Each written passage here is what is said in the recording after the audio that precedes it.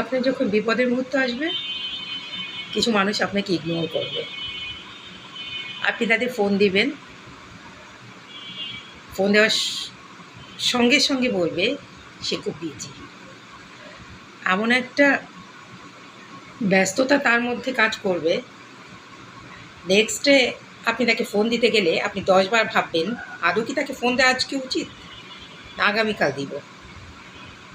এই ব্যক্তিগুলো আপনি আজ বা আগামীকাল বা পরশু বা তরশু কখনো এরা আপনার ফোন ব্যাক করবে না, যদি আপনি বিপদগ্রস্ত কোনো ব্যক্তি হন।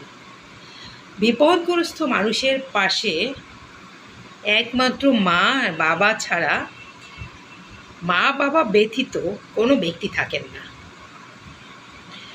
একটা জিনিস সবসময় মনে রাখবেন, বিপদে বন্ধুর পরিচয়, আপনজনের পরিচয়।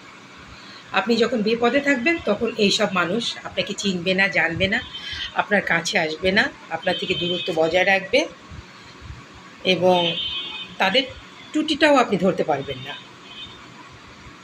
যখন আপনার সুসময় আসবে